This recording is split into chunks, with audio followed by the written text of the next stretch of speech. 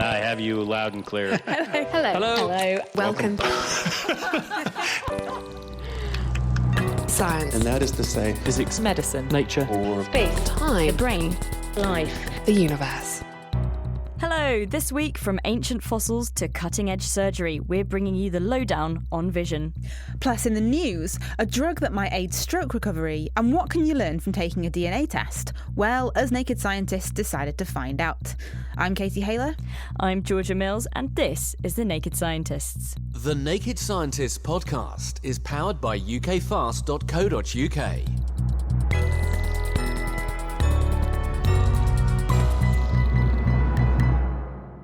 First up, scientists this week have provided the first evidence for a decades-old theory that there's a swarm of black holes at the centre of our galaxy. We know a supermassive black hole sits in the middle of our Milky Way, but people have theorised that there are thousands more closely packed in around it. But despite decades of searching, there was no evidence until now. By examining X-ray emissions of our galaxy, a team of scientists have identified what they think are 12 smaller black holes, which could be the first evidence for this gigantic swarm. Izzy Clark heard more from Chuck Haley, an astrophysicist at Columbia University.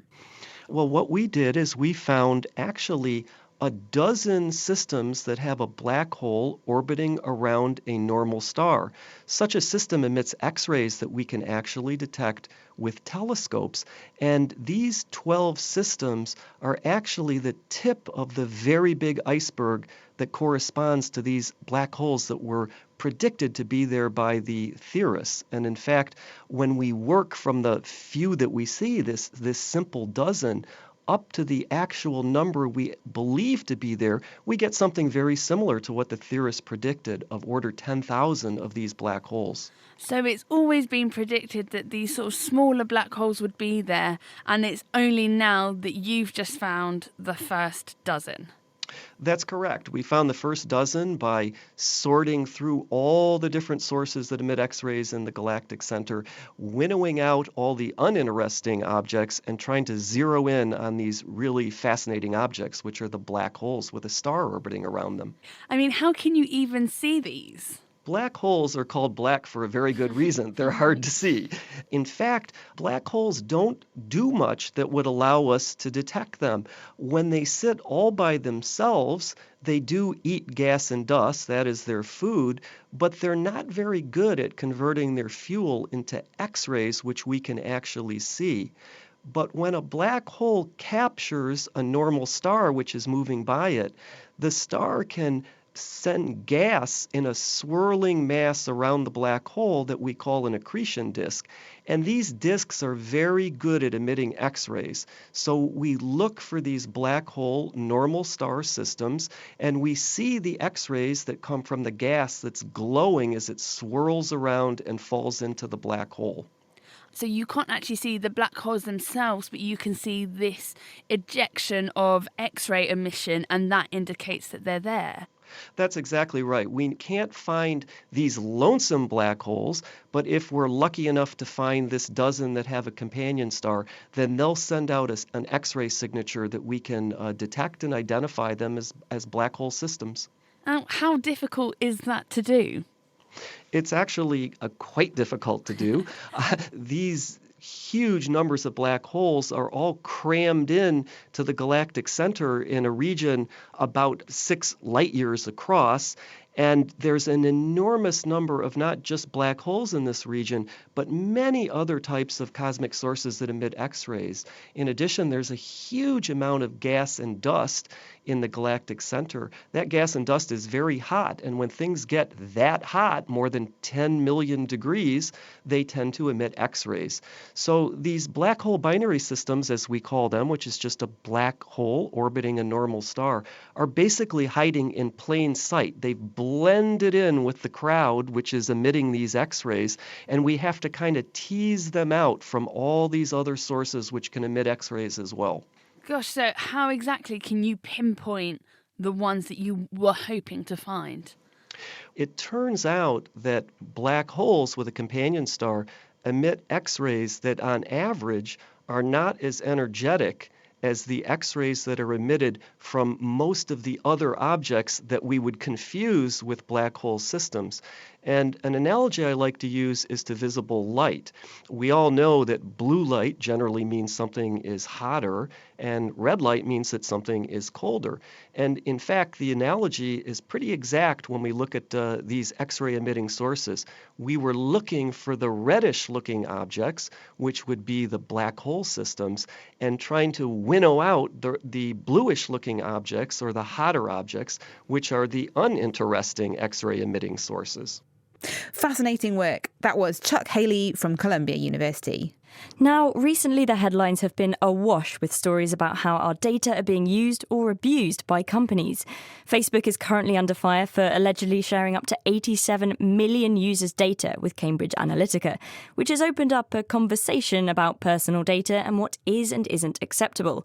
So, to discuss this, we're joined by tech guru and angel investor Peter Cowley. Hi, Peter. Hello. So, why is data such a hot commodity for companies? Well, I'll give you some figures. So last year, Facebook actually cost $20 billion to run. Where's that money coming from? In fact, they made a lot of profit out of that as well.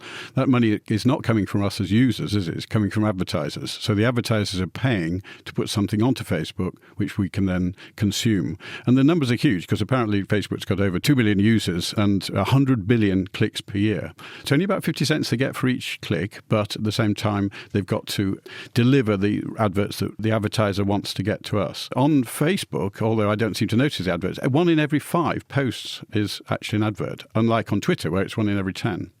Facebook's been at the centre of this debate, but is it just them storing up lots and lots of personal data? Not at all. The data might be different, but of course Amazon is doing it. They're suggesting you buy stuff.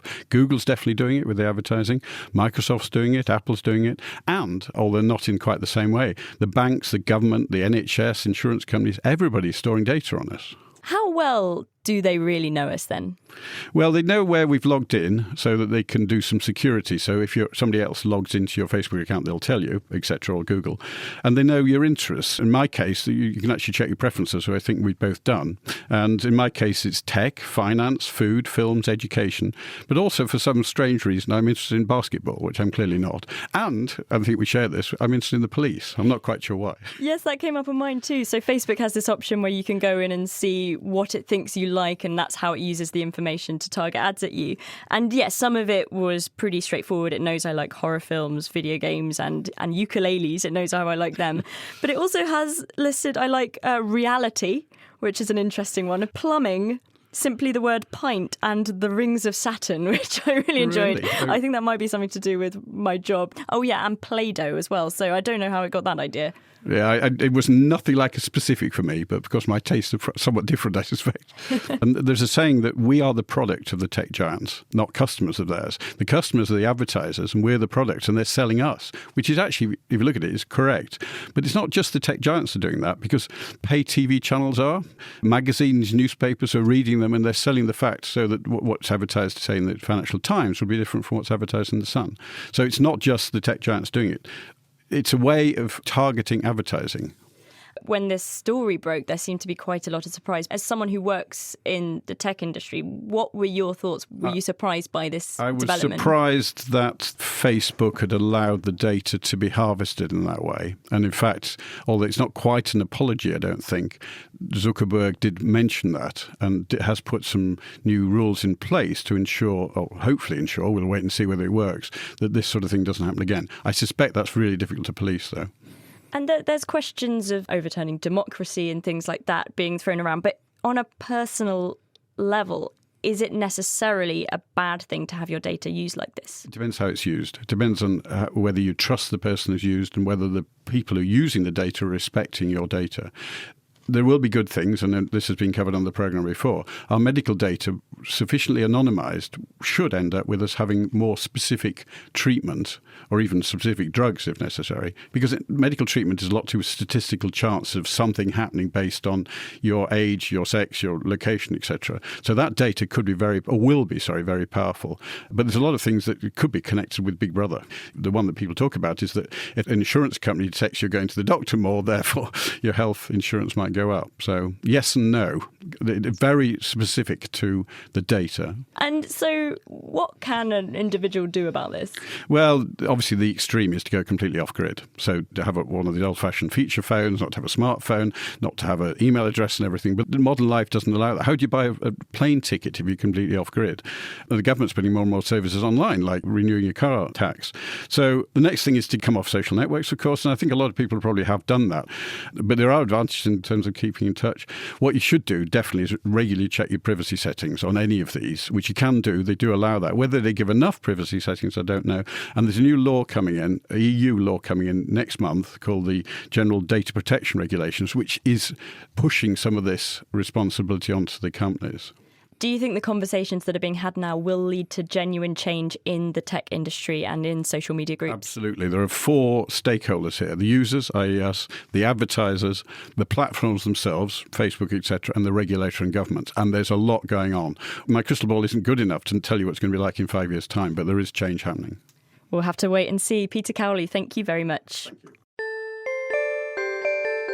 I think where we'll be in 5 years' time is that we will have a lot more. We will be using whole genome sequencing probably routinely for germline testing for rare disease. This month, we're off to a festival. But before you worry about where your wellies are, it's a festival of genomics rather than a muddy field full of rock bands. Plus, what does the public really think of genetic technology and a fiery gene of the month? Listen and download now at nakedscientist.com/genetics. This is The Naked Scientists with Georgia Mills and with me, Katie Haylor. Still to come, we'll be taking a look at vision. But first, how well do you know yourself? I know that I have blue eyes, am plagued by hay fever and burn easily in the sun. Maybe something to thank my pasty ancestors for. But what if you could find out more?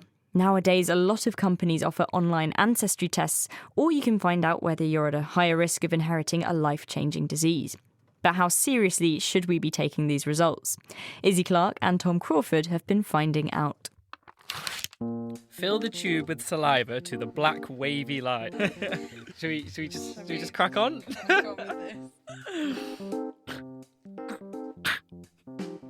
Oh, I went everywhere. Okay, you get the idea. But in order for companies to analyse our genetic information, all we have to do is spit into a test tube and send it off to the lab. Tom sent his to a company called 23andMe to find out about his health and physical traits, and I wanted to explore my family history. So, how does a bit of my saliva reveal so much about my ancestry? Garrett Hallenthal from University College London's Genetics Institute. Well, it's because that saliva contains your genetic code. So it contains a series of cells, and each of those cells contains your complete genetic information. And so what these companies do is they extract that genetic information from the cells in your saliva, and then they take that DNA and they identify a series of genetic markers that define your unique DNA sequence. So they look at about 500,000 or so different pieces of genetic code. And then they're going to take your genetic code and compare it to that of the people that they have in their database. And they identify who do you share lots of matching DNA patterns with. And if you share lots of matching patterns with particular people from a particular area, that suggests that you may have ancestors that come from that area. Or more accurately, it reflects the fact that you have ancestors that have descendants that now live in that area. Okay, so that's how it then corresponds to a place, for example. Exactly, yes. So we don't necessarily know that your ancestors came from that area themselves, but it could be true that they at least have descendants that live in that area. So you have to kind of make an assumption that if you're matching to people in those areas, then the ancestors came from those areas as well. Okay, now I've got my results and I'm slightly confused by some of them. So I am 30% Irish, and I guess that's not too much of a surprise considering that a few of my great-grandparents were actually Irish. No, I don't think so. So with your 4 grandparents, you're expected to get about 25% of your DNA from each one of them. And so if you look back at, say, your great-grandparents, you get half of that, so you get about 12.5% from each one of them. And so if you have a couple of, say, great-grandparents that came from Ireland, you would expect to get about 25% of your DNA inherited from them. Okay, that's good. Then we've got 24% Western European and 18% Great Britain. So that's pretty accurate, I would say. And then I've got 15% Scandinavian, and I'm not entirely sure where this comes from. Does this mean someone in my family has been a bit naughty? Well, I mean, it could mean that, but it doesn't have to mean that. Because if we think of our ancestors back in time, we know that our great-grandparents or great-great-great-grandparents, they have several children who might have other children and so on and so forth. But that this person has some descendants that live in the UK and some that live in Scandinavia. Now, it could reflect that migrations from Norway into the UK, so in particular during the 9th and 10th centuries, there were a series of Norse Viking migrations from Norway, for example. There's also been Anglo-Saxon migrations in the 5th and 6th centuries from areas around North Germany. All of these would be considered Vikings in some form, and they did contribute and intermix with the local population. So I'm just going to assume that I'm part Viking. But what about health and physical appearance? Let's take a look at Tom's results. I think most of them are actually correct for me. Like, I should likely have lighter eyes, and I have blue eyes. It says likely little upper back hair, and I can fortunately report I have minimal upper back hair. I was also pleased to see that I'm likely not to have a bald spot, so I really hope that one's true. In addition to appearance, Tom's test was able to look at specific parts of his genetic code and explain the likelihood of there being a change, called a variant, which could possibly lead to a life-changing illness. My name is Juliana Cintron, and I'm a product specialist on the customer care team at 23andMe. There are definitely some traits that are more influenced by genetics than others. Having red hair is one of those traits where we found that there is a gene associated with having red hair. And so if you have 2 copies of that gene, you're more likely to have red hair. It doesn't mean that you'll definitely have red hair, but it increases your chances. So just with you mentioning there sort of this idea of it's to do with the confidence in something, or there's like a probability, we were using phrases like more likely. It's not sort of fixed. Mm-hmm. So in my result, I was told that I have a particular variant which leads me to be at a higher risk of Alzheimer's disease. And I was just wondering, what exactly does this mean? Does this mean I will get Alzheimer's? Does this just mean I'm above average likely? How does this result actually relate to the risk factor?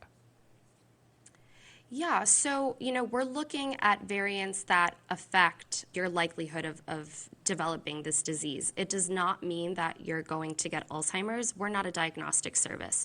So that's the first thing to keep in mind. We're looking at the E4 variant. The E4 variant is known to impact your risk of developing Alzheimer's disease. So having 1 copy of the E4 variant just puts you at a slightly increased risk of having Alzheimer's by a certain age. Having 2 copies of that would increase your risk a little bit more than just having that 1 copy. We've got to be a bit careful about how we look into these results, especially when it comes to health. Back to Garrett. Most of the genetic risks that we've seen thus far are relatively small, especially compared to environmental factors like smoking or unhealthy eating or just unhealthy lifestyles. And so even if you carry a risk variant, you still may not be at much more increased risk relative to people who don't carry that variant. And it probably very much pales in comparison to how your risk would increase if you were, say, a smoker. And so you don't want people getting these results and saying, I don't have the risk factors, therefore I can do whatever I want. And you also don't want people getting these scores saying, oh no, I'm at risk of this, so I've got to completely change my lifestyle. So I think there has to be a lot of discussion about how people interpret these results and how best to relay that information. That was Garrett Hellenthal from UCL ending that report. And you also heard Juliana Cintron from 23andMe, as well as Izzy Clark and Tom Crawford. And finally, research is out this week looking at a drug that might aid in stroke recovery. Strokes occur when a part of the brain stops receiving oxygen due to either a clot or a damaged blood vessel, which causes that area to effectively die. They're one of the leading causes of death in the UK, but even if someone survives a stroke, the effects can be severe. They can cause problems in speech, movement and memory, depending on where the hole in the brain is. Recovery is a slow process, but this week a paper is out in Science that has announced promising results of a drug designed to increase the speed of recovery, and this has been tested in both mice and primates. Georgia spoke to Nick Ward from the National Hospital for Neurology and Neurosurgery and UCL, who wasn't involved in the study, about why getting better from stroke is so difficult. In terms of recovery, the hole itself in the brain doesn't fill in. So people don't recover by generating lots of new brain cells. They recover because the brain has a capacity for what we call plasticity, so in other words, reorganizing to improve function, and that can lead to improvement in the ability of the person to do the things that they weren't able to do before. Right, so it's kind of a flexibility. Yeah, what we'd call plasticity. So a change in the structure of the brain that leads to an improvement in function over a period of time. Tell me about this new paper then. What have they done? We just mentioned the fact that plasticity is an important idea when we come to think about recovery from stroke. Most of recovery is going to take place because of some kind of behavioural intervention. So in other words, if you have a problem with moving, you need to practice the moving, usually with the help of a physiotherapist or an occupational therapist. If you have a problem with communicating, you'll work with a speech language therapist. So you usually require hundreds or even thousands of hours in order to try and recover. Now, in health services around the world, we're struggling to deliver that kind of dose of therapy. And so the idea behind the science of recovery is that it might be possible to somehow improve the potential for plasticity in the brain so that the same amount of therapy is going to have a bigger effect. So in this paper, they've looked at a drug which is changing the potential for plasticity, and it does that by increasing AMPA receptors. AMPA receptors are important for regulating what we call inhibition or excitation in the brain. So if there's a little bit less inhibition and a bit more excitation, the brain will be more plastic. So for the same amount of training, you should have a bigger effect. So they used this drug in animal models of stroke to see what the effect was on a rehabilitation training regime. And what did they find? They were able to speed up the rate of recovery in animals who were treated with the drug. What they did, which is relatively unusual, was that they moved the experiment into primates. So 3 monkeys didn't receive the drug and 3 did. And they found that the improvements in performance on an arm reaching task improved in the treated group. Most of the work that gets done in this field is done in the rodent model. And what they argued was that if we're going to translate it into something that works in humans, then we need a model that's a bit closer to the humans. In terms of the general approach, in other words, using a drug or some kind of intervention that increases the potential for plasticity, I think it's important to say that this idea has been around for a long time. You really need to couple training with the drug. The drug on itself, which might change the brain state, is not the thing that leads to recovery. It's the training itself. So it might maximise the effects of training. And so as someone who's a specialist in this field looking at this paper, how hopefully or how much significance would you attribute to it? Well, I've always been hopeful that we'll be able to take one of the many drugs that have been studied in this field and understand how to use them. But one would temper that enthusiasm with the fact that we haven't really been able to deliver enough or a high enough dose of rehabilitation to patients. And this applies not just to the UK, but this goes throughout the world generally. So the training that you require in order to get better, the rehabilitation training, is really insufficient. We're delivering tiny, tiny doses. So the worry that we have is even if you come along with a drug like this, if you maximise the effects of not very much, you still have not very much. So what we really have to fix first is systems that are going to deliver big enough doses of therapy that are going to make a difference to patients. That was Nick Ward from UCL, and the paper is out this week in Science. And if you'd like to find out more about that story or any of the ones we've been talking about, you can find the transcripts and the papers on our website. That's www.nakedscientist.com.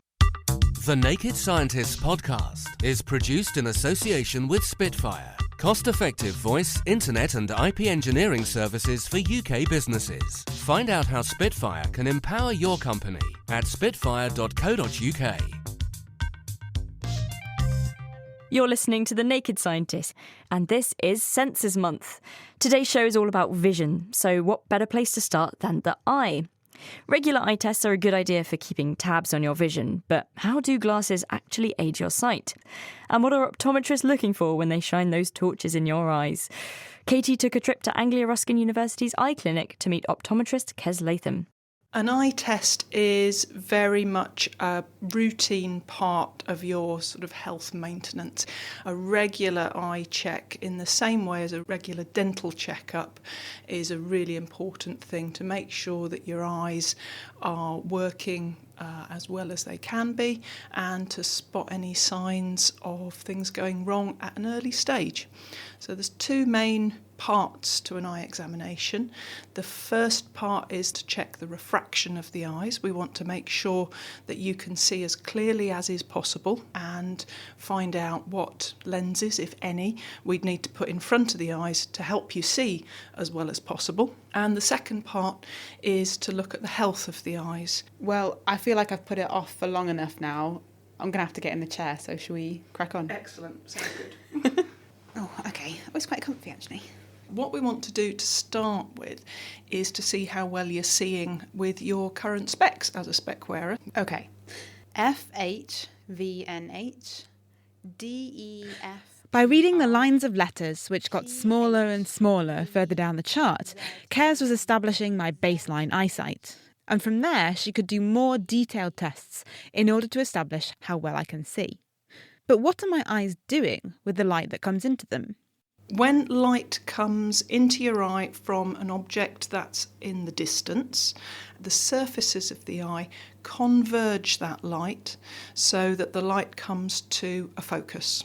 First of all, and primarily, the cornea, the front surface of the eye, has the most impact on bending the light, and then secondarily, the lens that's within the eye has another effect on converging the light so that it comes to a focus. So the lens has slightly less of an effect overall in terms of the power of the eye, but the crucial thing about the lens, in your eye at least, is that it can change its power, and that's very helpful when you look from looking in the distance to looking at close up.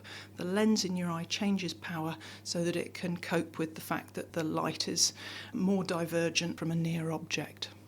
So behind the lens, we have the posterior chamber of the eye filled with transparent material because we want the light to get all the way through to the back of the eye until it reaches the final destination, which is the retina. And that's where all the magic happens, because that's where the light energy that's reaching the back of the eye is going to get converted into a nervous energy that then gets passed up to the brain so that we can see. People often say they're either long-sighted or short-sighted.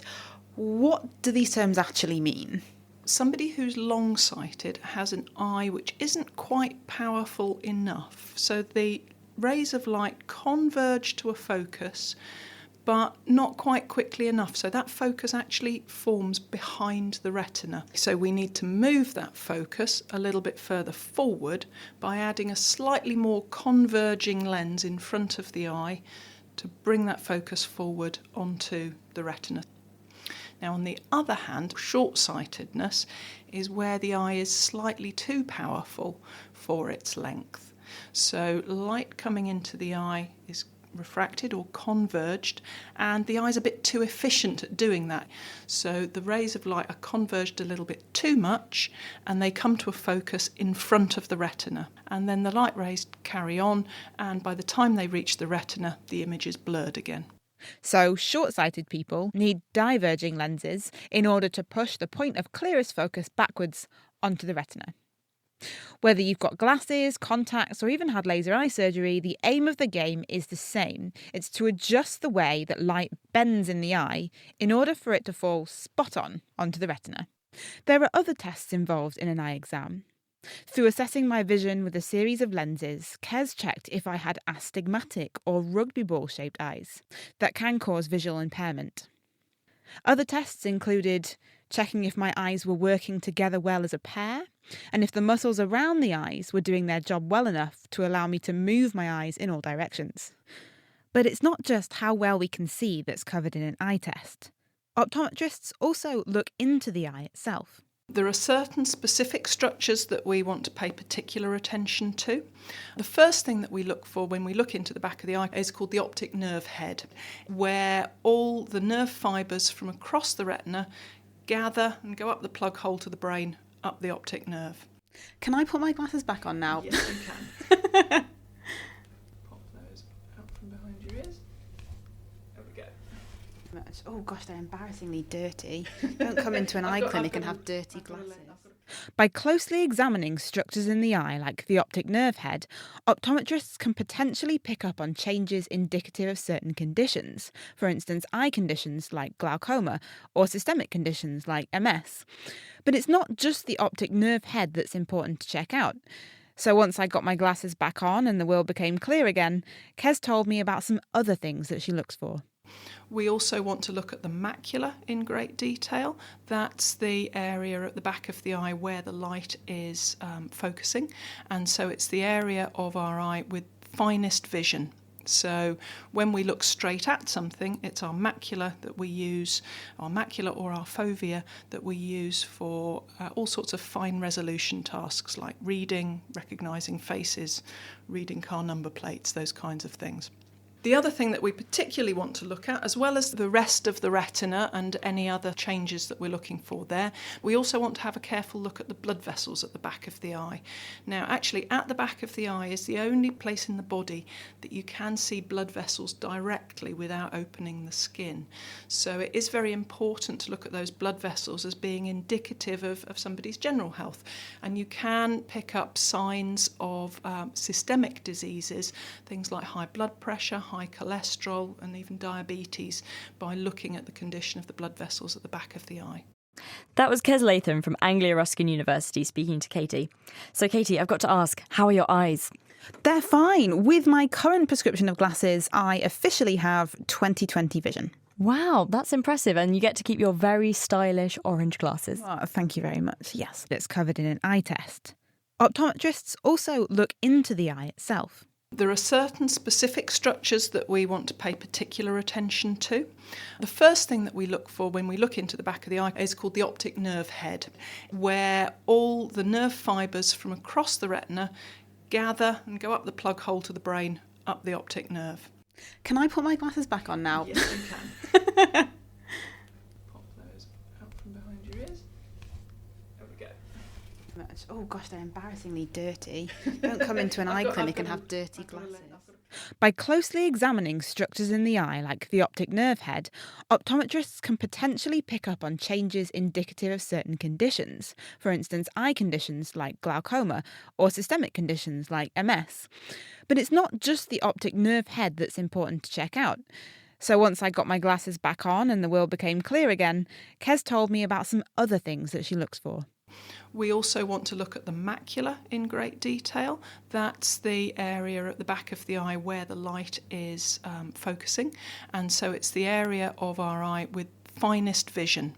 So when we look straight at something, it's our macula that we use, our macula or our fovea that we use for all sorts of fine resolution tasks like reading, recognising faces, reading car number plates, those kinds of things.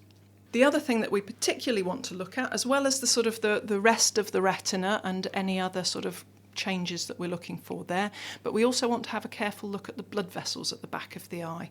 Now, actually, at the back of the eye is the only place in the body that you can see blood vessels directly without opening the skin. So it is very important to look at those blood vessels as being indicative of somebody's general health.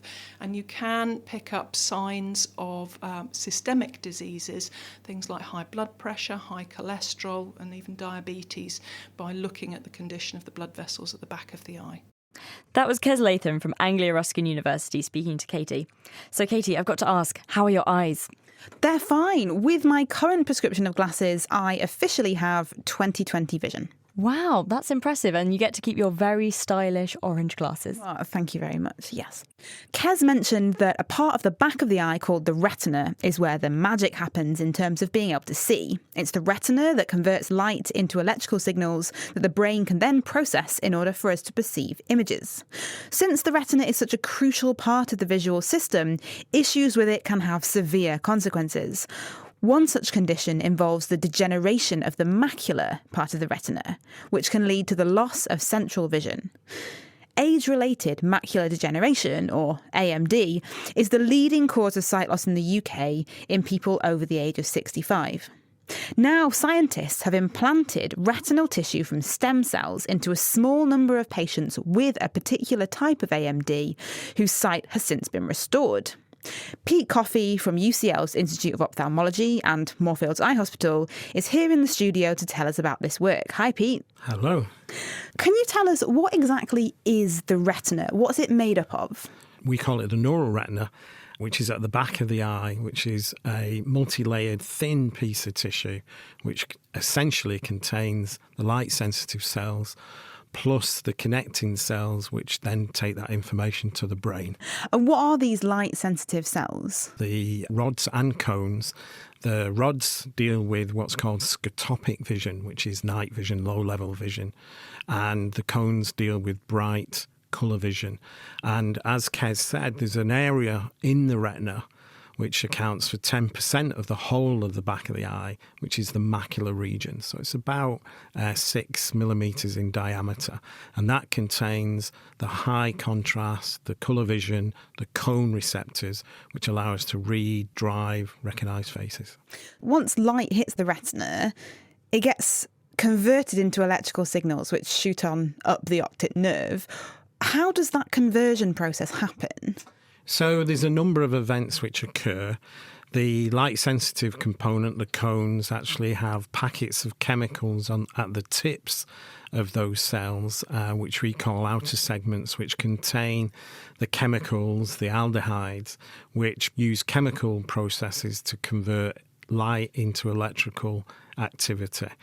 That activation is then linked to the cell, which then takes it into the brain via one more cell, which is called the bipolar, and then its connection to the ganglion cell, which takes that information and presents it to the rest of the brain. We mentioned age-related macular degeneration. It's one example of what can go wrong with the retina. So what exactly is it and who gets it? People over the age of 65, and it's the layer of cells which give nutrients to the seeing part of the eye, the neural retina, that die. There's about 30% of people over the age of 65, 70 will have some form of age-related macular degeneration. There are two forms, dry and wet. The distinction is the wet form is due to blood that appears at the back of the eye as well, and which is rapid. That is the only treatable form of the disease, but that only accounts for 10% of the clinical population. 90% is untreatable. There's checks on whether you smoke. Smoking can increase the rate of the disease, and there's some nutrients which can be given. But basically, the only form which is treatable is the wet form. Tell us about your work on treating AMD, because this involves stem cells, doesn't it? It does. So in age-related macular degeneration, those cells which support the seeing part, the neural retina, die. There's a number of reasons why that occurs, but effectively, because those cells die, the seeing part of the eye no longer has the nutrients, etc. And therefore, over time, it itself dies. So what we've engineered is making those eye cells, those support cells, which are called retinal pigment epithelium, and we've put them back in exactly the same format as they are at the back of the eye. So they're in a single layer on a carpet of cells, which we've surgically then implanted into the back of the eyes of those patients. And they've been there now for nearly 2.5 years. That does not sound like an easy process. So what was involved in creating these cells from these stem cells? Actually, it is an easy process. I get very embarrassed about that particular position because most people who are trying to make a specific cell from a stem cell have gone through a very difficult process. So people who are trying to make cells for Parkinson's disease or heart cells or liver cells, literally all we have to do is take one component out of the fluid in which we keep the cells, and that's just one component. It's called basic fibroblast growth factor, and then the cells spontaneously make the eye cells that we want. Oh, so brilliant. Actually, it's quite easy. anyone could do it, so to speak. So once you've got these... Although it did take us a bit of time to realise that. So how many people did you put these cells into? So we've only put them in 2 patients, but there's been a lot of preclinical work to make sure that if we put those cells back, we are going to see a difference. They're reading again, which wasn't possible. They couldn't even see the book before we actually did the operation.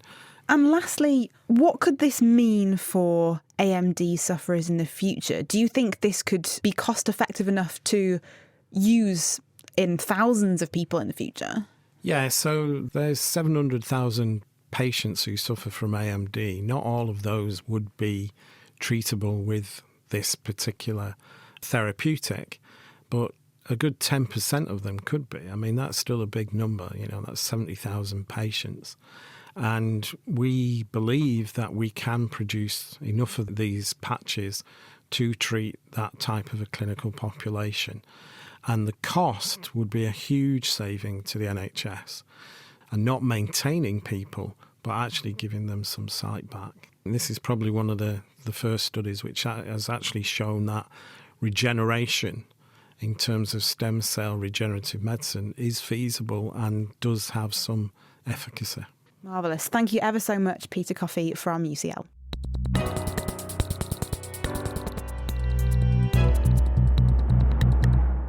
Still to come, we're unpicking the mysteries of the so-called third and fourth eyes. But before that, now that the light information that's entered the eye has been converted to these electrical signals, how does the brain use this information to perceive the world around us? Georgia spoke to Hugh Matthews from the University of Cambridge, asking, first of all, how the brain goes about processing the vast quantities of visual information out there. Well, the first step to dealing with the information overload is we're not actually sampling the visual image with equal clarity in all of its parts. There's a central region of the retina where the photoreceptors are packed very tightly together. And these very tightly packed cones in the central region called the fovea give you a very detailed picture of just that little region. But the further out towards the periphery of the retina you move, the less densely sampled is the visual world. And we're scanning this little high-resolution patch back and forth over objects of interest all the time. So that's the first solution. The second is, even within the retina itself, the visual system is retaining only those aspects of the visual image that are important to it, especially information about boundaries, about changes in the image, and it's throwing away information about regions of the image that don't change. So it only keeps what it needs for further analysis. Okay, so when I'm looking at a scene, I might not actually be processing all of that information. My brain is sort of filling in some of the gaps. A lot of filling in of gaps to give you the illusion that you're perceiving everything with equal detail all the time. By the time the signal is sent through the optic nerve to the brain, it first needs to be converted into a sort of digital form. All of this processing within the retina has happened as analog continuous signals. But to travel along the optic nerve towards the brain, and therefore travel a long distance, we've got to convert it from a graded continuous signal to a digital-like signal of individual nerve impulses or spikes. And these are then sent onwards via a sort of way station, where they're refined a little further, to the first part of the cortex, the brain itself, that processes the visual information in detail, the so-called primary visual cortex. There's been a little sorting out on the way there of the individual nerve fibers, because each eye receives information from the whole of the visual scene. And what we want to do is sort out the information from one side of the visual world, from each eye's view, so that all of that information from both eyes goes to the other side of the brain. The right-hand side of the brain is receiving information about the left-hand side of the visual world, and vice versa. All right, so they're swapping over. A sort of partial unscrambling of the signal, so that all of the information representing one half of visual space ends up on the other side of the brain, so that we can ultimately compare what each eye sees, so as to judge the relative distances of objects away from us by comparing the two eyes' views.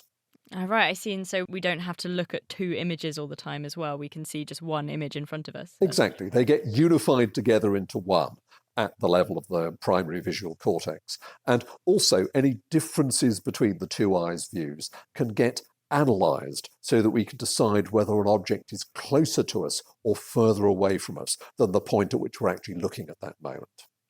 And how does all the information that's coming at us, like the colour and the movement, how does that get coded by the brain into something we can understand? Well, an important principle for processing in the brain is parallel processing of different streams of information. Within the primary visual cortex, the spatial structure of the image, the presence of edges, little segments of lines, forming the boundaries between objects and their backgrounds, those are analysed as part of one stream. The colours are analysed by separate cells as part of another stream. And motion is analysed as a third processing stream. And ultimately, we're going to have to bring all of those together so that we can actually perceive what the system has seen. Oh, right. So different parts of the brain divvy up the work, as it were. Very much so. If you move to higher levels, you can find visual areas that are specialists in colour processing, specialists in motion processing, and specialists in the spatial structure of the image, separating out objects from their backgrounds. You can even get some quite elaborate stimulus preferences. There's a little region of the brain that is believed to be principally looking for faces, familiar faces in particular. And if you were to damage any of these specific areas, you'd lose the ability to carry out that particular type of visual perception. For example, you can lose at a cortical level the ability to perceive colours.